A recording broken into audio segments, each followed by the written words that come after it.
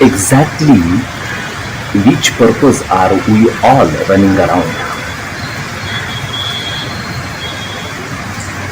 For exactly which purpose are we all running around? From 1 to 2, 2 to 4, to multiple. From 1 to 2, 2 to 4, 4 to 8, and from 8 to unlimited, infinite.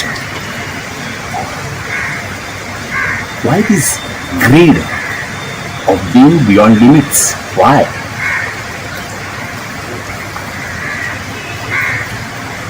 I don't know. For exactly which purpose are we all running around?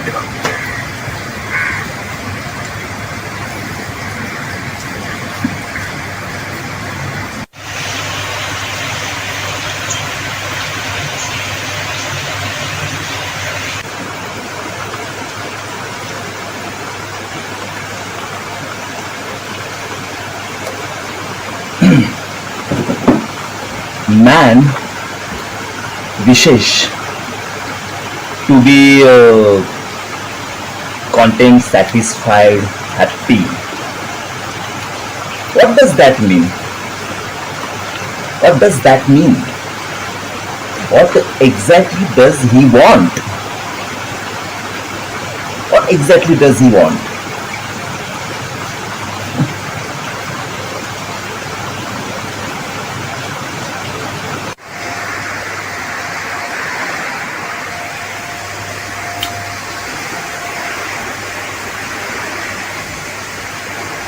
Then again,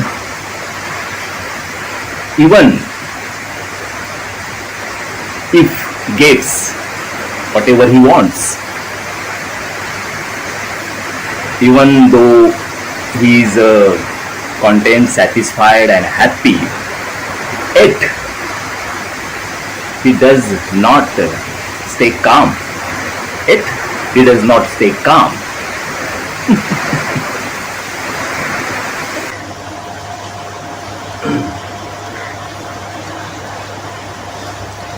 When he achieves the one wish he has, he immediately desires the second. Once he gathers the second, he longs for the third. And after the third, he is hopeful for a fourth wish.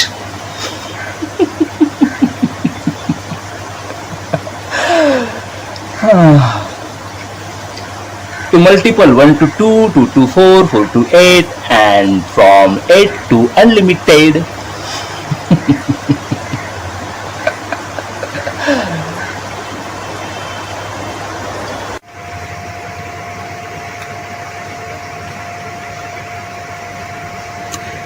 If he is constantly wishing for infinite, unlimited desires, how will he ever be content, satisfied and happy?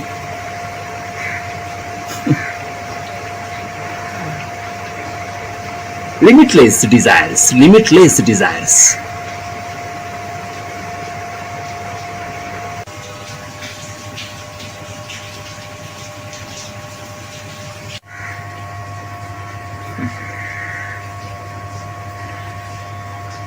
Maybe this constant search of mirage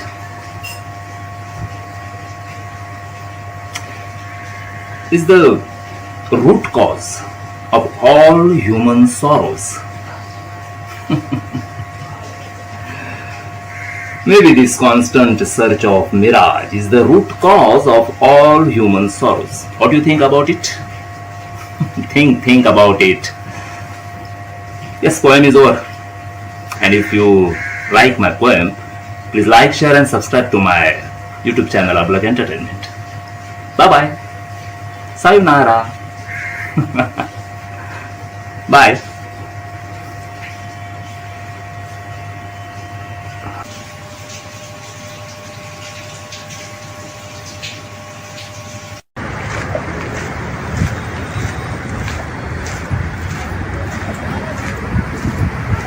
Yesterday, I dreamt about MF Hussain chatting with the Vithoba of Pandharpur.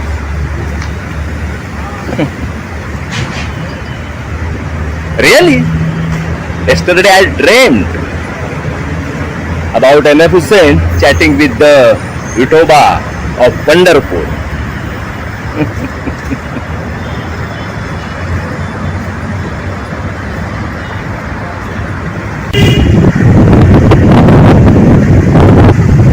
I could not recognize the place, but they both might have been sitting on the banks of the Indrayani. I sure they both might have been sitting on the banks of the Indrayani.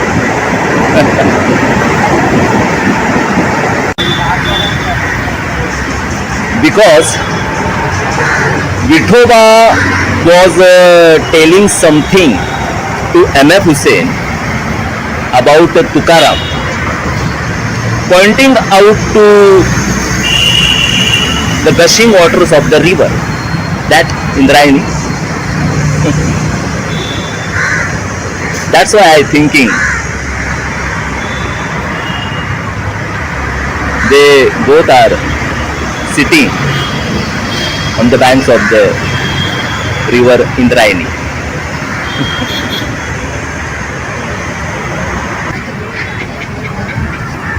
MF Hussain was just nodding in acknowledgement while sketching a portrait of Vithoba on a canvas held on the easel in front of him. Just nodding.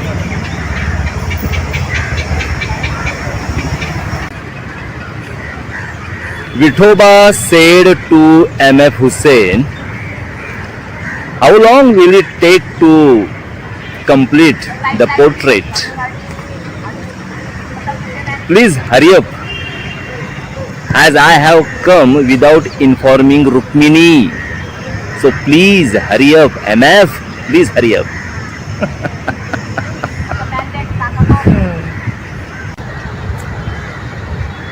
Then Vithoba said to MF Hussain, "Please sketch my portrait along with cloths,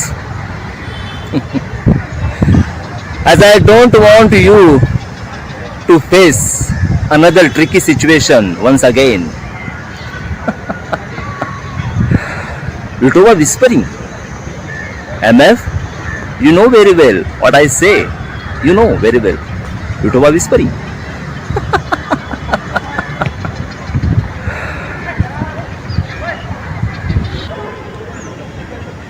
Suddenly, MF Hussain remembered something.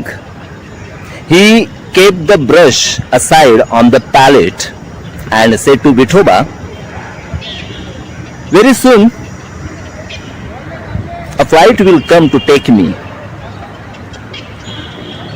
Very soon, a flight will come to take me." Vithoba was startled upon hearing this. He asked MF, "You mean like how the Viman, flight had come to take our Tukya? Tukaram Maharaj?"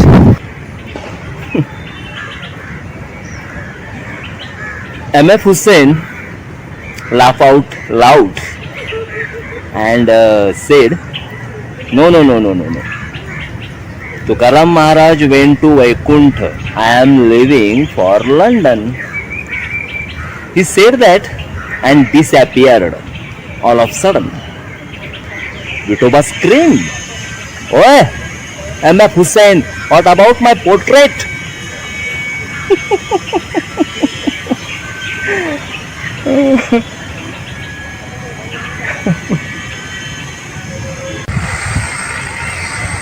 At that moment, Vitoba could sense a devotee coming his way. So Vitoba too vanished and went away.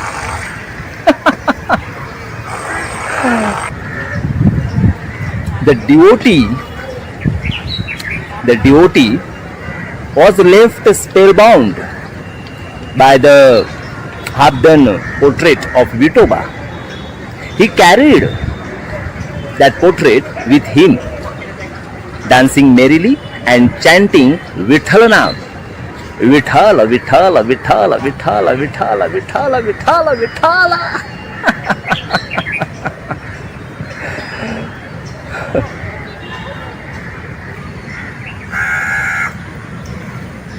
And thus remained incomplete once again the journey of M.F. Hussain, like as Tukaram.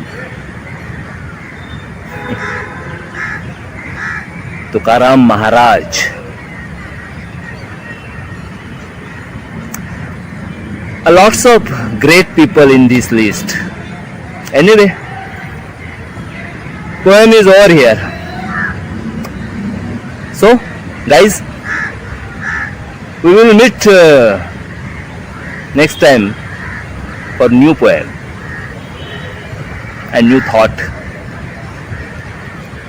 Till then, bye bye, sayonara, take care, bye, and think about this poem. Think about.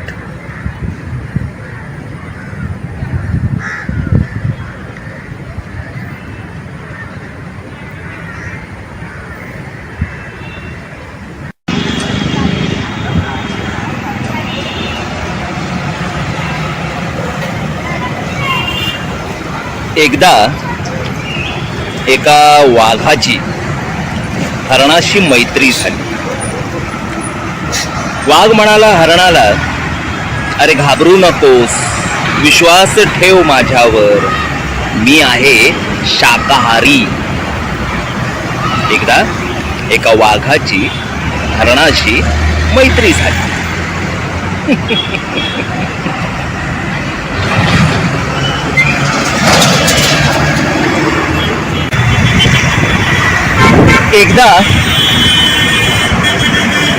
एकदा एका मुंगीची हत्तीशी मैत्री झाली.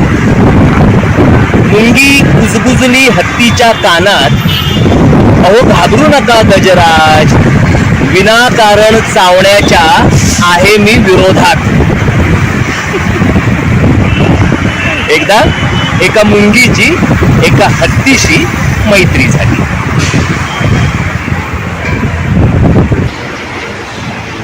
एकदा एका मांजराची उंदराशी मैत्री झाली. एकदा एका मांजराची उंदराशी मैत्री झाली. पाठशिवणीच्या खेळाला मग एक वेगळीच गंमत आली. मांजराची उंदराशी मैत्री.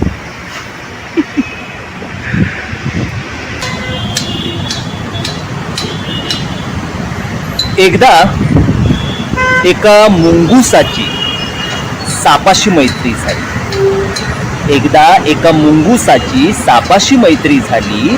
त्यांनी एकमेकांच्या संरक्षणाची एकमेकांना हमी दिली. मुंगूस आणि साप मैत्री आणि एकमेकांच्या संरक्षणाची हमी.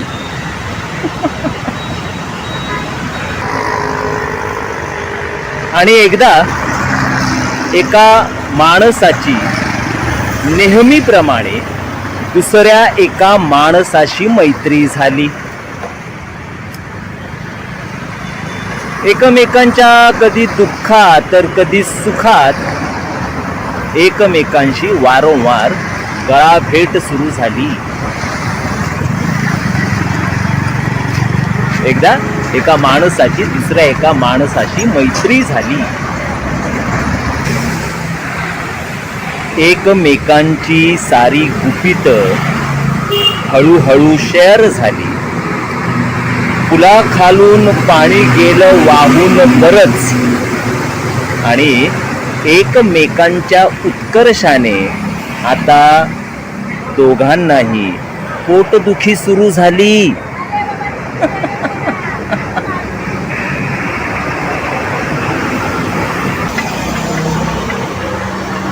एकदा एकमेकांसमोर सर्व उघड केल्यावर आता लपवा छपवी करू लागले. देखल्या देवा दंडवत आणि मनातला कडवटपणा झाकत एकमेकांशी गोड गोड बोलू लागले.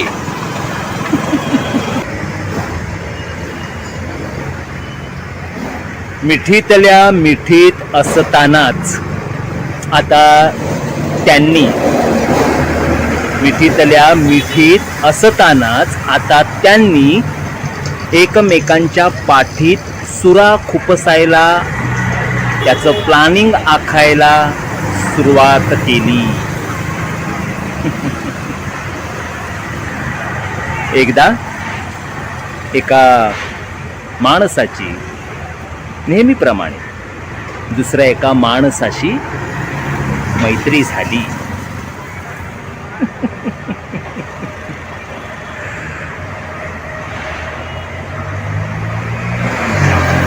सगळ्यात खतरनाक प्राणी म्हणजे मनुष्य प्राणी. एनिवे, कविता संपली. पुन्हा नवीन कवितेच्या निमित्ताने भेटू. तोपर्यंत टाटा, बाय बाय, सायोनारा. काळजी घ्या. टाटा.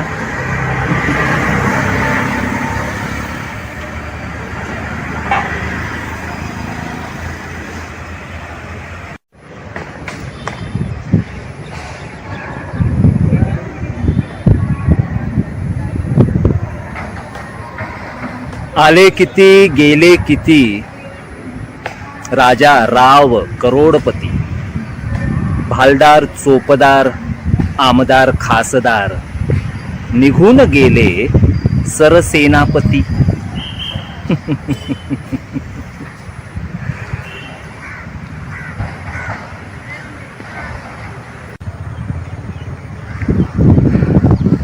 हट्टाने मिळवलेलं इथेच सारं ठेवून गेले.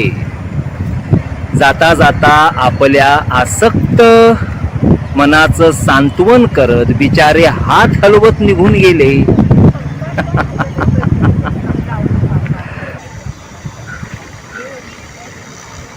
पाण्यावरचे बुडबुडे आले तसे फुटून गेले. कापरासारखे क्षणार्धात धूर होऊन विरून गेले. सगळे बालदार चोपदार आमदार खासदार सरसेनापती, सगळे राजा राव करोडपती.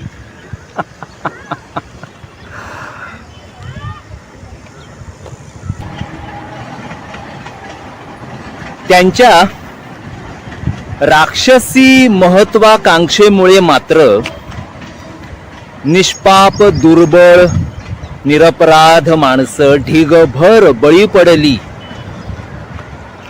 पण नियतीचा खेळ न्यारा. आयुष्यभर दोन्ही हातांनी ओरबाडणारे जातानाही साले अस्वस्थच गेले. नियतीचा खेळ आहे हा सारा, नियतीचा खेळ.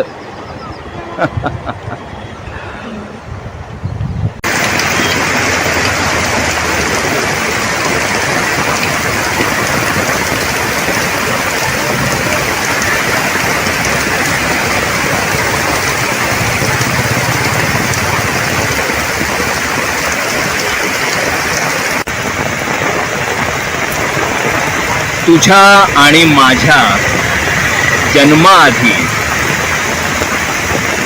हे ब्रह्मांड अस्तित्वात आले. देवाची करणी, देवाची करणी आणि नारळाचं पाणी. तुझ्या आणि माझ्या जन्माआधी हे ब्रह्मांड अस्तित्वात आलं.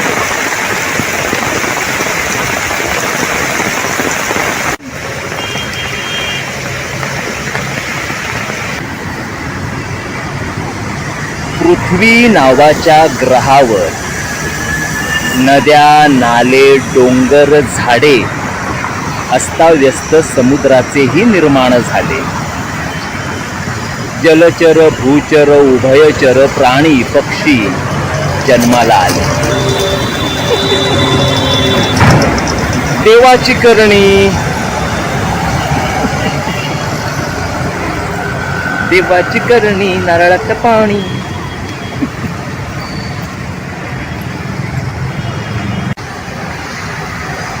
इव्होल्युशनच्या प्रवासात अमिबा ते होमोसेपियन्स असे आपण घडत गेलो. देवाची करणी,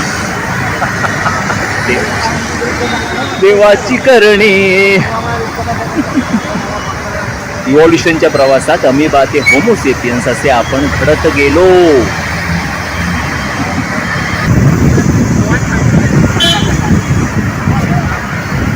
जन्माला येणं आणि निसर्ग नियमानुसार नाश पावणं या क्रमाने सगळे जगत होते बाकीचे. पण माणसाच्या डोक्यात मात्र वर्गाबिरगाची, जेंडर फॅक्टरची, धर्माबिर्माची, जातीपातीची खिचडी शिजत होती. ती सुद्धा देवाचीच करणी का?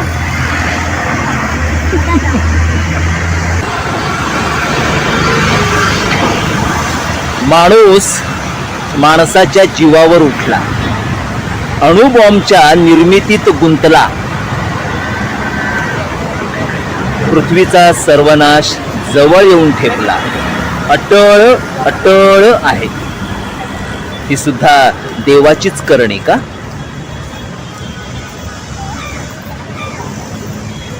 तसं असेल तर करणी करणाऱ्या देवा, एकदा तू येऊन भेट मला. काही प्रश्न विचारायचे आहेत तुला.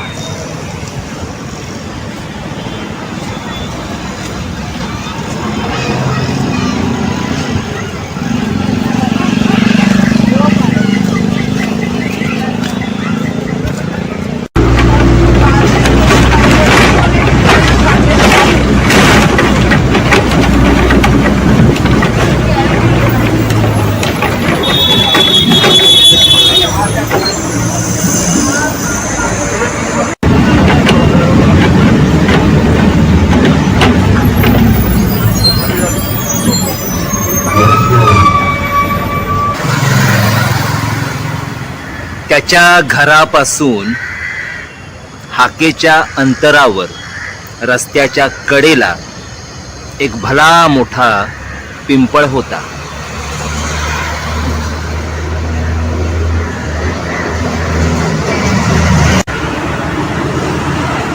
त्याच्या सुखदुःखांचा साक्षीदार त्याचा आजोबा, पणजोबा, खापर पणजोबा, कदाचित त्याहूनही जुना, जीर्ण, प्राचीन त्याचा आवडता पिंपळोबा.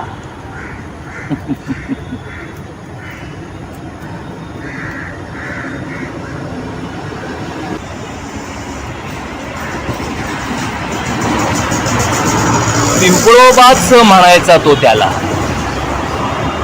कधी वड्याचं तेल वांग्यावर काढत त्याच्या आईबापाने त्याला तुडवला की तो त्याच्या घरापासून काही अंतरावर रस्त्याच्या कडेला असलेल्या या पिंपळोबाच्या कुशीत येऊन रडायचा.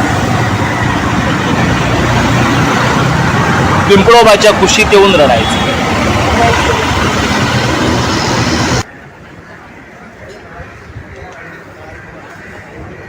जिच्याशी जोडलेली नाळ जन्मतःच तुटली आणि ज्याच्याशी सूर कधी जुळलाच नाही, अशा त्याचा सतत दुस्वास करणाऱ्या आई बापापेक्षा त्याचं या पिंपळोबाशीच जास्त जुळत होतं. लहानपणापासून मनात साचलेलं तो या त्याच्या आवडत्या लाडक्या पिंपळोबाच्याच कानात सांगत आला सारं.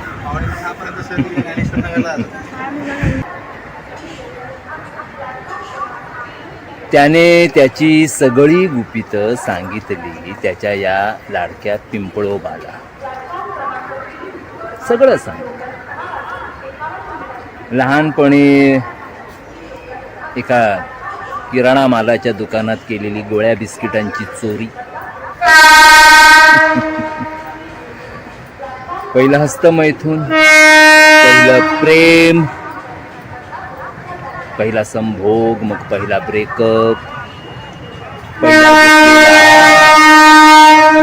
दारूचा पेग पहिला, सिगारेटचा पब पहिला, सगळं सांगितलं.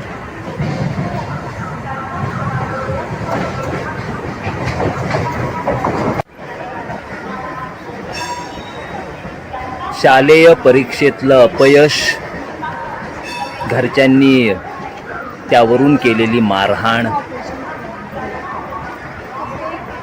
मग त्यांची नजर चुकवून त्याने खरडलेलं पहिलं पान, पहिली कविता, वेश्यावस्तीत गेला तेव्हाची पहिली रांड, सगळं सगळं अगदी सगळं सांगितलं त्याने आपल्या या पिंपळोबाला. होतं कोण त्याला त्याच्याशिवाय?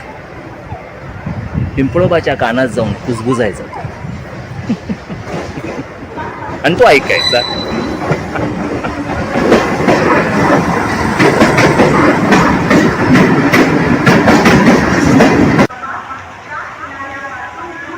तो सांगत राहिला लहानपणापासून आणि त्याचा लाडका पिंपळोबा ऐकत राहिला. ते एकमेकांच्या मिठीत हसायचे, ते एकमेकांच्या मिठीत रडायचे. हळूहळू त्याला पिंपळोबाच्या पानांच्या सळसळाटाची भाषा कळू लागली.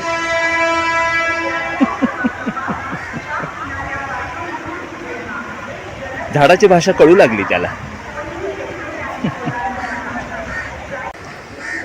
काही महिन्यांपूर्वी त्याने आपल्या डिवोर्सची कथाही ऐकवली त्याच्या या लाडक्या पिंपळोबाला. तेव्हा त्याच्या अश्रूत पिंपळोबानेही अश्रू मिसळल्याचे जाणवले त्याला. भास की आभास माहीत नाही, पण त्याच्या अश्रूत पिंपळोबानेही आपले अश्रू मिसळल्याचं जाणवलं त्याला. तेवढा त्याचा लाडका पिंपळोबा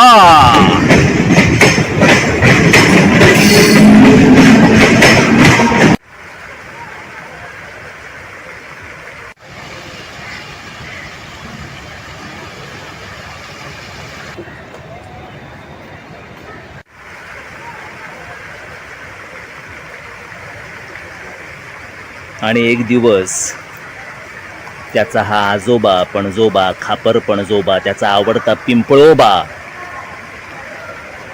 छाटला गेला विकासाच्या नावाखाली, रस्त्याच्या रुंदीकरणासाठी. तेव्हा तो धाय मोकलून रडला, खूप रडला, खूप रडला. जवळच असलेल्या आणि महानगरपालिकेने अनधिकृत ठरवलेल्या बुद्ध विहारातल्या बुद्धाला कवटाळून त्या पिंपळोबाला आठवून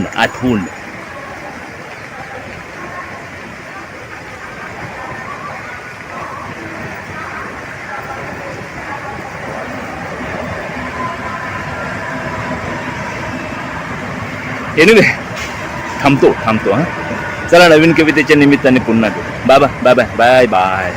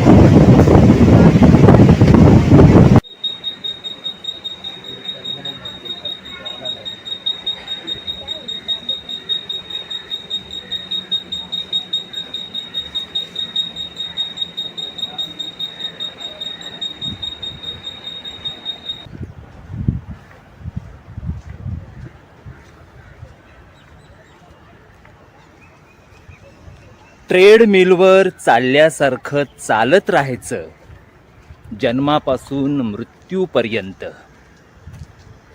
तिथल्या तिथे. ट्रेडमिल माहिती आहे ना? नसेल माहीत तर आधी माहीत करून घ्या. #ट्रेडमिल. जिममध्ये असतं एक यंत्र. तर ट्रेडमिलवर चालल्यासारखं चालत राहायचं तिथल्या तिथे जन्मापासून मृत्यूपर्यंत.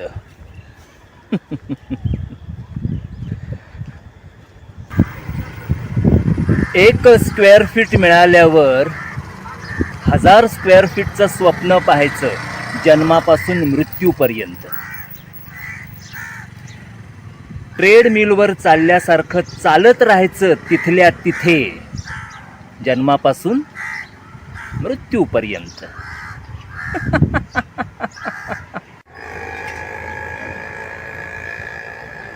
आंधळ्या जीव घेण्या स्पर्धेत धावत राहायचं स्वर्ग 2 बोटांवरच असल्यासारखं.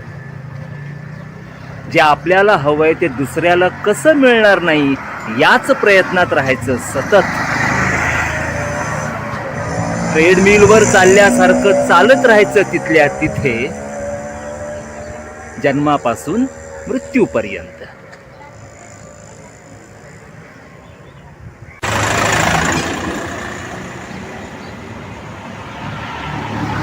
झटपट श्रीमंत कसं व्हायचं हे सांगणारी पुस्तकं वाचायची उथळ, आणि याच्या त्याच्या पाठीत खंजीर खुपसत ट्रेडमिलवर चालल्यासारखं तिथल्या तिथे चालत राहायचं जन्मापासून मृत्यूपर्यंत.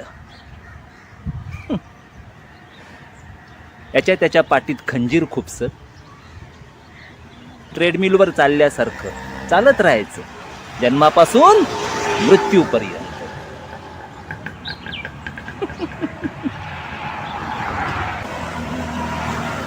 प्रगतीच्या नावाखाली ब्रँडेड कपडे, कार आणि निरनिराळी गॅजेट्स जमा करायची.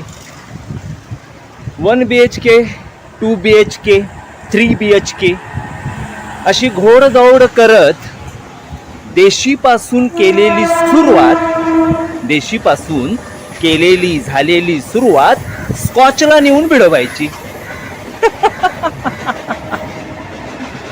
लोकांना दिसली पाहिजे ना आपली प्रगती. मग देशीचा भूतकाळ विसरायचा. स्कॉच.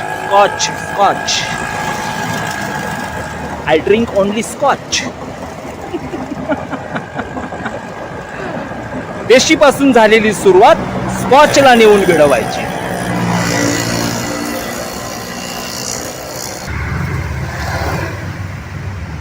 मग ओल्या पाणावलेल्या डोळ्यांनी रोज रात्री मेंदू बेशुद्ध करून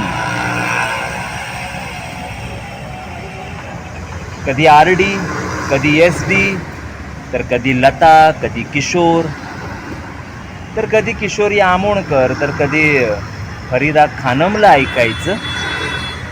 आणि सकाळ झाली की ट्रेडमिलवर चालल्यासारखं तिथल्या तिथे चालत राहायचं जन्मापासून मृत्यूपर्यंत.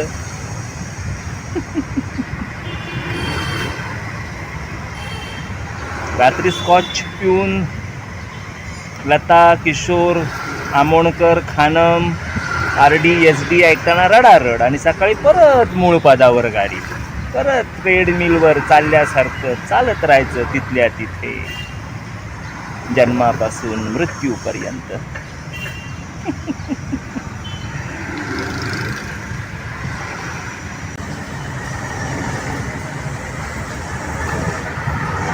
आणि मग एक दिवस काय करायचं? काय ॲम्बिशन उराशी बाळगत रॅट रेस मधल्या 4 चौघांसारखं चढत्या क्रमाने जगत गरजेपेक्षा खूप जास्त जमा केलेल्या वस्तूंचा वारसदार किंवा आपल्याच असुरक्षित भविष्याचा वारसदार जन्माला घालायचा.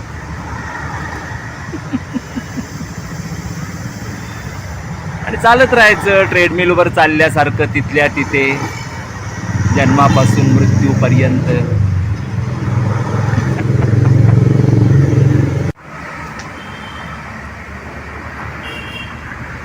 बुद्ध, महावीर, ज्ञानेश्वर, तुकोबा, चोखोबा, एकनाथ महाराज, गाडगे महाराज, बसवेश्वर या साऱ्यांना 1000 स्क्वेअर फीटच्या त्या फ्लॅटच्या भिंतीवरल्या चकचकीत बुकशेल्फमध्ये कोंडून ठेवायचं कडी-कुलपात. आणि आपल्या वारसदाराला तेच ट्रेडमिलचं भिकारचोट तत्वज्ञान शिकवायचं. तेच ट्रेडमिलचं तुकार तत्वज्ञान शिकवायचं. बाकी सगळी तत्वज्ञानं दृष्टिआड करून आणि असं परंपरागत चालत राहायचं ट्रेडमिलवर चालल्यासारखं जन्मापासून मृत्यूपर्यंत, आधीपासून अंतापर्यंत. चलो बाय बाय. कविता संपली. बाकी नवीन कवितेच्या निमित्ताने पुन्हा भेटू. मला माहिती आहे चेहऱ्यावर अंधार येतोय, काय करू, रस्त्यावरती आता हा सगळा झाडांचा अंधार आहे. हां, दिसतोय का? तर नवीन कवितेच्या निमित्ताने पुन्हा भेटू. तोपर्यंत bye bye, tata, sayonara. Okay, चलो बाय बाय. कवितेचा विचार करा, कवितेचा विचार करा. ती बुकशेल्फमध्ये ठेवलेली पुस्तकं बाहेर काढा. विचार करा कवितेचा. Bye, sayonara.